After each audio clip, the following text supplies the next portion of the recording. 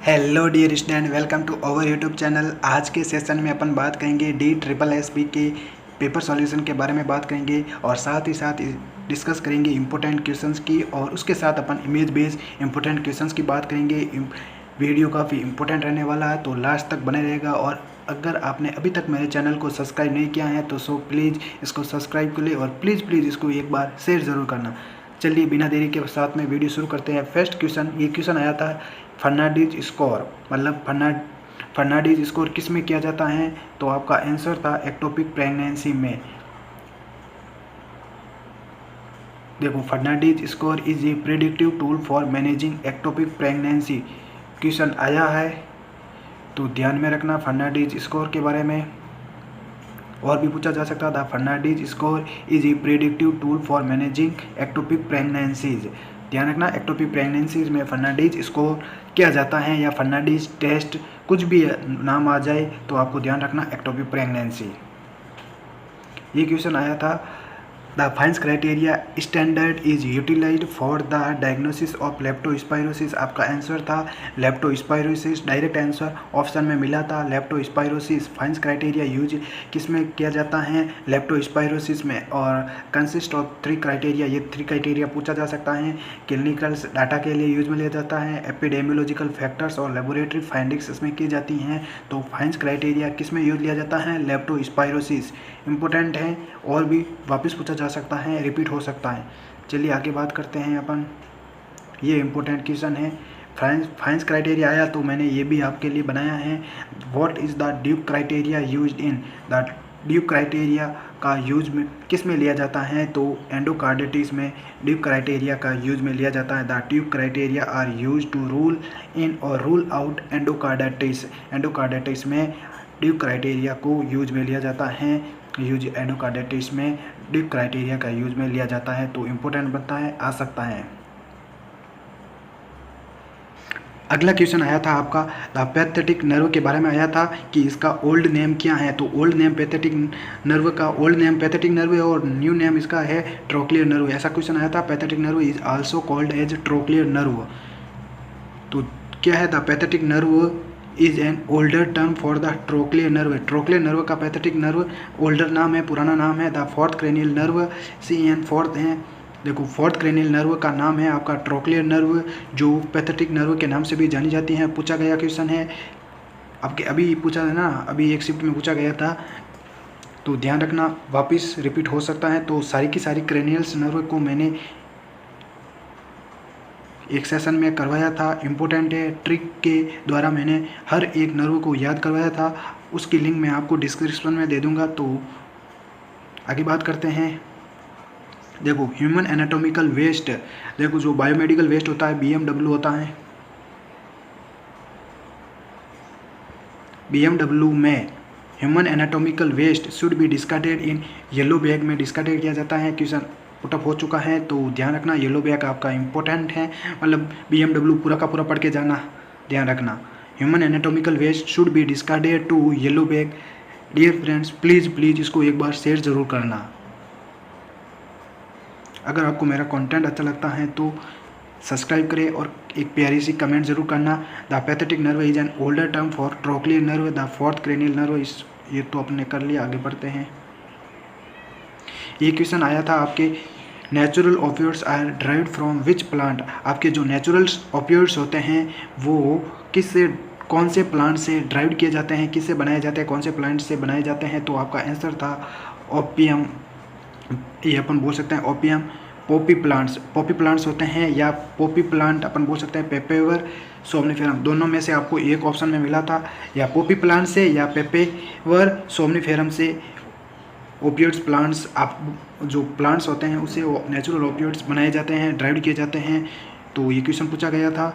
Opioids are a class of drugs that derive from or mimic natural substances found in the opium poppy plant. देखो, मैंने ये highlight कर रखा था, Poppy plant, या इसको बोलते हैं पॉपी प्लांट या पेपेवर सोमनिफेरम। क्या करवाते हैं ये? Opioids work in the brain to produce a variety of effects including pain relief के लिए ये यूज में लिए जाते हैं नेचुरल ओपियोइड्स। देखो natural opioids are derived from which plant, ऐसा का ऐसा क्वेश्चन पुटअप हुआ है। तो ओपियम पोपी प्लांट से ड्राइव किए जाते हैं natural opioids. The poppy plants, यह आपको ऑप्शन में देखने को मिला था पेपेवर सोमनिफेरम, दोनों में से एक आपको ऑप्शन में मिला था। ये देखो न्यू क्वेश्चन पुटअप हुआ था, न्यू क्वेश्चन बिल्कुल नया क्वेश्चन आया था आपके सेमियन किरिएज सीन इन, इसका ओल्ड नेम आप पढ़ चुके हो, इसका नया नाम है सेमियन किरिएज सीन इन। ये सेमियन क्राइज किस में देखने को मिलता है, ये सिंगल क्राइज। सबसे पहले अपन देख लेते हैं मतलब कौन से डिसऑर्डर्स में ये देखने को मिलता है। तो उसको डाउन सिंड्रोम आपके ऑप्शन में था, तो वो डाउन सिंड्रोम आपका राइट होगा। तो simian crease seen in a single crease across the palm of the hand, एक सिंगल क्रिएज होती हैं जो आपके पाम्स होता है ना हैंड, ये मैं अभी उसका इमेज भी दिखा दूंगा। ये हैंड्स हो गए आपके, ये पाम है आपका, यहाँ पे एक सिंगल लाइन दिखाई देती है, बिल्कुल एक सिंगल लाइन पूरी की पूरी क्रॉस होती हैं, उसको अपन सेमियन क्रिएज सीन या पल्मार सिंगल क्रिएज भी अपन बोलते हैं उसको। देखो ये single crease across the palm of the hand is called a single palmar crease. देखो single palmar crease or more commonly a single transverse palmar crease, एक मतलब बोला जा सकता है कि सिंगल ट्रांसवर्स पल्मार क्रिएज एक ट्रांसवर्स लाइन भी देखने को मिल सकती है, या फिर हॉरिजॉन्टली भी और वर्टिकल भी आपको देखने को मिल सकती हैं। इसका शॉर्ट फॉर्म है STPC, single transverse palmar crease. It's also known as simian crease or simian line. एक लाइन होती हैं जो आपके पाम में देखने को मिलती हैं। मतलब इसके डिसऑर्डर्स को ध्यान रखना, कौन से डिसऑर्डर्स में देखने को मिलती हैं। तो डाउन सिंड्रोम आपका ऑप्शन में था, तो राइट होगा आपका डाउन सिंड्रोम। और उसके अलावा फिटल एल्कोहल सिंड्रोम में देखने को मिलता है। ये जो आर्कोवा सिंड्रोम होते हैं पिट हॉपकिंस सिंड्रोम में एंड लिच-टेन सिंड्रोम में, ये नए सिंड्रोम है। मेनली आपको डाउन सिंड्रोम का ध्यान रखना है कि ये डाउन सिंड्रोम और फेटल एल्कोहल सिंड्रोम में देखने को मिलता है। ये आपके ऑप्शन में था डाउन सिंड्रोम। बाकी आपके ये क्वेश्चन में पुटअप हो सकता है वापस। इसका अपन इमेज देखते हैं। ये देखो ये सिंगल पल्मार क्रिएज, ये आपकी लाइन होती हैं, ये हैंड्स में देखने को मिलती हैं। इसको डाउन सिंड्रोम्स के केस में देखने को मिलती हैं और इसको सिंगल पल्मार क्रिएज भी बोला जाता है। देखो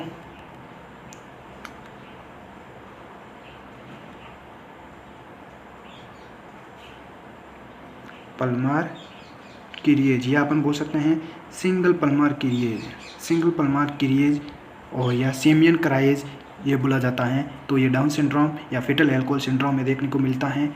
बाकी आप गूगल पे सर्च करके ये इमेज देख सकते हो इसकी। अब इम्पोर्टेंट क्वेश्चन की बात करते हैं अपन। इम्पोर्टेंट है काफ़ी। A newborn baby skin covered with white sticky material which is known as. देखो एक न्यू बॉर्न्स की स्किन होती हैं वो कवर रहती हैं वाइट स्टिकी मटेरियल, जिसको वर्निक्स अपन बोलते हैं, वर्निक्स कैसोसा के नाम से जाना जाता है। तो वर्निक्स कैसोसा स्टिकी वाइट मटेरियल्स होता हैं जो बेबी के बर्थ के टाइम में उसकी स्किन पर देखने को मिलता है।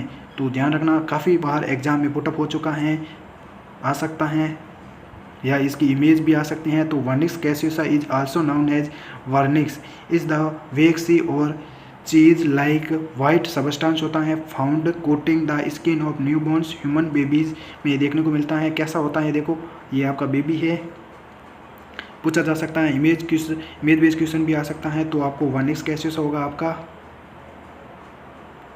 वर्निक्स कैसोसा होगा है आपका। देखो ये वाइट स्टिकी मटेरियल्स देखने को मिलते हैं बेबी की स्किन पे, तो वर्निक्स कैसोसा होगा। डियर फ्रेंड्स, इसको प्लीज़ एक बार शेयर ज़रूर करना। Fluid requirements for term baby on first day of life. Baby को फ्लूइड्स रिक्वायरमेंट कितना होता है, 60 से 70 ml पर केजी के अकॉर्डिंग होता है। ये अगर बेबी का वेट 3 kg है तो अपन 60 से 3 को मल्टीप्लाई करेंगे तो आपका 180 ml आ जाएगा आपका fluid requirement of term baby को फ्लूइड रिक्वायरमेंट पर डे कितनी होती हैं, पर डे का बोल रहा हूँ 60 से 70 ml पर केजी के एग्ज़ाम के पॉइंट ऑफ व्यू से काफ़ी हेल्पफुल रहेंगे। चलिए आगे बात करते हैं अपन। The first stool of neonate is called meconium. या ऐसा भी क्वेश्चन पूछा जा सकता है कि the first stool pass out by neonate is called meconium. The सबसे पहले नियोनेट्स का जो स्टूल पास आउट होता है उसको क्या बोलते हैं, मिकोनियम होता है आपका।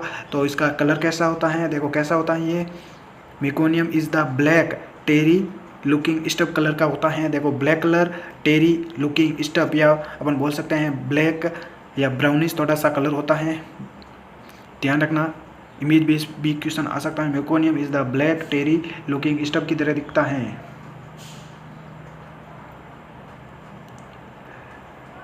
अब एक इम्पोर्टेंट क्वेश्चन है, lanugo is soft fine hair covering a foetus while inside the uterus. Lanugo क्या होता है, लेनिगो एक फाइन हेयर कवरिंग होती है। लेनिगो क्या होते हैं, हेयर्स होते हैं बेबी की स्किन पर। Fine hair covering a foetus while inside the uterus, जब वो यूटेरस के अंदर रहता है तो उसके बॉडी पे फाइन हेयर कवरिंग रहती हैं जिसको लेनिगो बोला जाता है। It helps protect them and keeps them warm. ये क्या करते हैं, बच्चे को प्रोटेक्ट करते हैं और बच्चे को वार्म रखते हैं। वाइल दे ग्रो, जब वे ग्रो होता है। Some newborns have lanugo covering their bodies at birth, मतलब कुछ न्यूबॉर्न्स में ये बर्थ के टाइम पर भी देखने को मिलते हैं। Specially if have born prematurely, जो प्रीमेच्योर हो चुके हैं उनमें ये लेनिगो बर्थ के बाद में भी देखने को मिलता है। इसका कलर पूछा जाता है, मतलब लेनिगो के बारे में क्या नहीं पूछा जाता है, ये इसका कलर्स के बारे में पूछा जाता है। देखो lanugo is a soft fine unpigmented hair that covers the body of a fetus or newborns. ये बच्चे के जन्म से पहले देखने को मिलता है, ना कि जन्म बर्थ के बाद में देखने को मिलता है। जब फिटस यूटेरस में इनसाइड होता है या यूटेरस में होता है तब देखने को मिलता है। अगर ये बर्थ के बाद में भी देखने को मिलता है तो वो कंडीशन होगी आपकी प्री मैच्योर, या प्री अपन बोल सकते हैं कि प्री टर्म बेबी की कंडीशन अगर हो सकती है तो वो सीन आपके बर्थ के बाद में देखने को मिलता है। अगर लेनिगो बर्थ के बाद में भी देखने को मिलता है तो वो प्री मैच्योरिटी, या अपन बोल सकते हैं प्री मैच्योर बेबी में देखने को मिलता है। ये अपन देखते हैं, ये देखो ये आपका बेबी हो गया, ये दो फाइन हेयर्स दिखते हैं, ये उसको लेनिगो बोला जाता है। ये आपका लेनिगो हो गया। इमेज बेस्ड क्वेश्चन आ सकता है तो ध्यान रखना।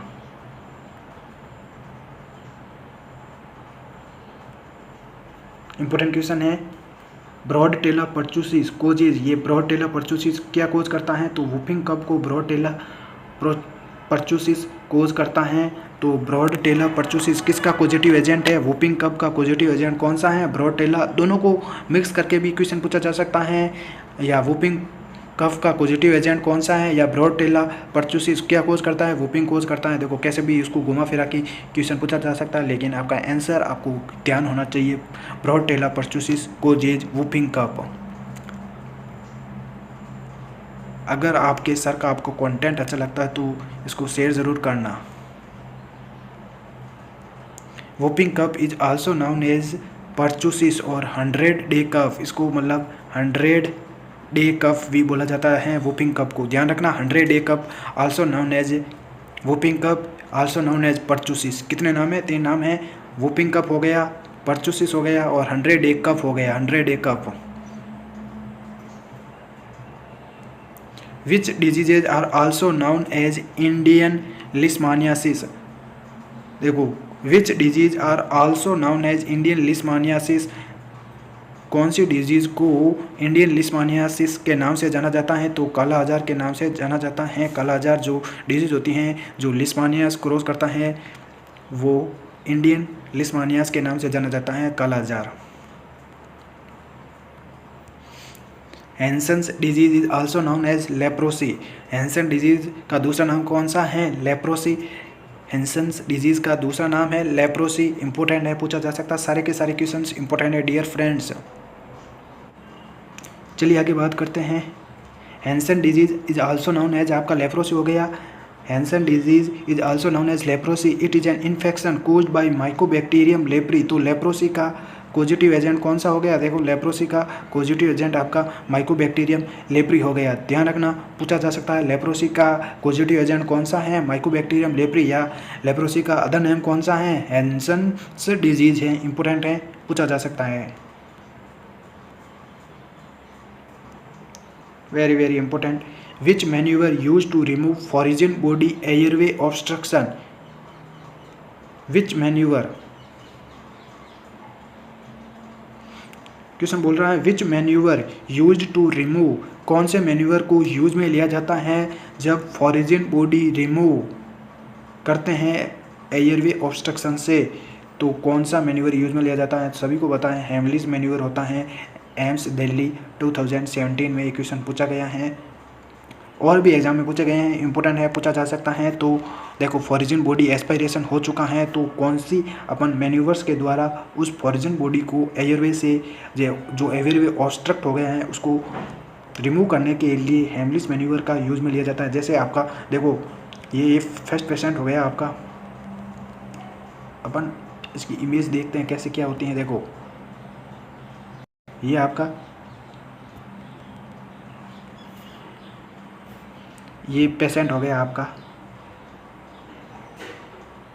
ये पैर हो गए, ये हाथ हो गए, यहाँ ये आपके पैर हो गए, ये आपके पैर हो गए, ये हाथ हो गए। यहाँ पे आपका फॉरिजन बॉडी एस्पायरेशन हो चुका है, यहाँ पर ऑब्स्ट्रक्ट हो चुका है आपका एस्पायरेस एयरवे। तो आपका एग्जामिनर यहाँ पे बैक साइड में आपके पीछे की ओर ये आपका एग्जामिनर हो गया। जैसे आपका ये एग्जामिनर हो गया, ये आपका एग्जामिनर हो गया है, ये उसके पैर हो गए। अब उसके हाथ कैसे होंगे? आपके एब्डोमिनल से यहाँ से आपके जब जस्ट आपके ये जो है ना एयरवे ऑब्स्ट्रक्ट हुआ है उसके नीचे होता है, और उसको फर्स्ट अपन अब बोल सकते हैं कि सबसे पहले वो बैकवर्ड करेगा, मतलब अंदर की ओर धकेलेगा उसको अपने हैंड्स को, और देन फॉरवर्ड करेगा, जिससे आपका ये ऑब्स्ट्रक्शन हो चुका है तो वो रिलीव हो जाएगा। ये होता है आपका हेमलिस मैन्यूवर। इंपॉर्टेंट है, पूछा जा सकता है which maneuver used to remove foreign body airway obstruction, तो हेमलिस मैन्यूवर को यूज में लिया जाता है, सभी को पता है। इसकी इमेज भी आ सकती है।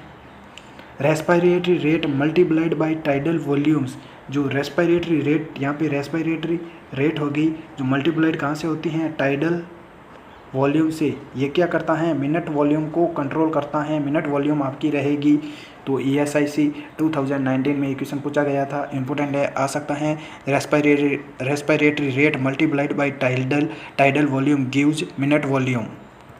आगे बात करते हैं। Respiratory centre is stimulated by, आपका रेस्पिरेटरी सेंटर कब स्टिमुलेटेड होता है या किसके द्वारा स्टिमुलेट किया जाता है? तो carbon dioxide, short form CO2, CO2 के द्वारा आपका रेस्पिरेटरी सेंटर स्टिमुलेटेड होता है। एम्स, बठिंडा, NCL, TMC, बाकी बहुत कुछ एग्जाम में ये क्वेश्चन पुटअप हो चुका है, तो ध्यान रखना, इंपॉर्टेंट है, आ सकता है। Normal respiratory rates in an adult are 16 से 20 ब्रीथ पर मिनट होता है। इंपॉर्टेंट है, काफ़ी एग्जाम में पूछा गया है। 16 से 20 ब्रीथ पर मिनट ध्यान रखना। Normal respiratory rate in adults 16 से 20 ब्रीथ पर मिनट। आगे इंपॉर्टेंट बात करते हैं the total lung capacity in healthy adult के अंदर टोटल लंग कैपेसिटी कितनी होती है? मेल्स में अप्रोक्सीमेट 6000 ml। देखो टोटल लंग कैपेसिटी का बोल रहा हूँ, the total lung capacity in a healthy adult male is approximately 6000 ml। GM से चंडीगढ़ 2022 में पूछा गया, इंपॉर्टेंट है, वेरी वेरी इंपॉर्टेंट, आ सकता है। The total lung capacity in a healthy adult male is approximately 6000 ml। Vesicular sounds किस में देखने को मिलती हैं? Heard over most of the lung fields में देखने को मिलती हैं। Vesicular sounds heard over most of the lung fields में देखने को मिलती हैं। Bronchovesiculars heard between the first and second interspace on the anterior chest में। अगला इंपॉर्टेंट क्वेश्चन है mantoux test considered positive if redness is more than. Mantoux test होता है जो आपका कंसीडर किया जाता है, अगर वो पॉजिटिव होगा तो आपकी रेडनेस कितनी होगी? मोर देन 10 mm।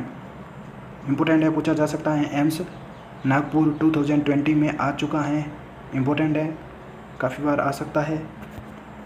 देखो Mantoux test considered positive if redness is more than 10 mm। Mantoux test आपका कब पॉजिटिव होगा, तब आपकी रेडनेस कितनी होगी, मोर देन 10 mm से ज़्यादा होगी। वेरी वेरी इंपॉर्टेंट, काफ़ी एग्जाम में पूछा गया है। Schick test is use for the detection of, तो सचिक टेस्ट किस में यूज़ लिया जाता है, डिप्थीरिया को डिटेक्ट करने के लिए सचिक टेस्ट को यूज में लिया जाता है। इंपॉर्टेंट है, पूछा जा सकता है। Culex is the vector of, Culex किसका वेक्टर है, तो जैपनीज एनसेफेलाइटिस, जेई बोला जाता है इसको, Japanese encephalitis, JE Japanese encephalitis. Culex is the vector of Japanese encephalitis का वेक्टर है। Koplik spot is the typically sign of, Koplik spot किसके साइन है, तो मीजल्स में कोप्लिक स्पॉट देखने को मिलता है। वेरी वेरी इंपॉर्टेंट, ये दोनों क्वेश्चन काफ़ी इंपॉर्टेंट है, पूछे जा सकते हैं। Koplik spot are seen in measles. आगे बात करते हैं, the national viral hepatitis control programme has been launched, तो नेशनल, आपका नेशनल पूछा जा रहा है, national viral hepatitis control programme कब लॉन्च हुआ था, 2018 में। इंपॉर्टेंट है, पूछा जा सकता है। National viral hepatitis control programme has been launched कब हुआ था, 2018 में। और DOTS therapy was started under RNTCP के देखने, मतलब डॉट्स थेरेपी RNTCP के अंडर में यूज ली जाती हैं। स्टार्टेड किया था RNTCP के अकॉर्डिंग डॉट्स थेरेपी को यूज किया था। Revise national tuberculosis control programme, RNTCP का क्या है, revised national tuberculosis control programme, ये RNTCP हैं जो डॉट्स थेरेपी को स्टार्ट किया था, पूछा जा सकता है। UIP programme was launched in, तो 1985 में एक UIP प्रोग्राम था, ये स्टार्ट किया गया था, ध्यान रखना। Pulse polio immunisation programme was launched in, तो 1995 में पल्स पोलियोग्राम लॉन्च हुआ था। पल्स पोलियो इम्यूनाइजेशन प्रोग्राम 1995 में लॉन्च किया गया था, ध्यान रखना, इंपॉर्टेंट है, पूछा जा सकता है। तो नेशनल फैमिली वेलफेयर प्रोग्राम कब लॉन्च हुआ था, 1952 में नेशनल फैमिली वेलफेयर प्रोग्राम आपका लॉन्च हुआ था। देखो कम्युनिटी के कितने सारे क्वेश्चंस हैं, पूछे जा सकते हैं, इंपॉर्टेंट है। National family welfare programme was launched in 1952 में। रेड क्रॉस सोसाइटी को लॉन्च किसने किया था, किसके द्वारा लॉन्च की गई थी, तो JS डूरंट ने ये लॉन्च की थी। Red Cross Society was found in JH Durant ने। इंपॉर्टेंट है, the panchayat raj institution at block level, जो आपका पंचायत राज इंस्टीट्यूट होता है ब्लॉक लेवल पे क्या कहलाएगा, आपका पंचायत समिति कहलाएगा। इंपॉर्टेंट है, पूछा जा सकता है।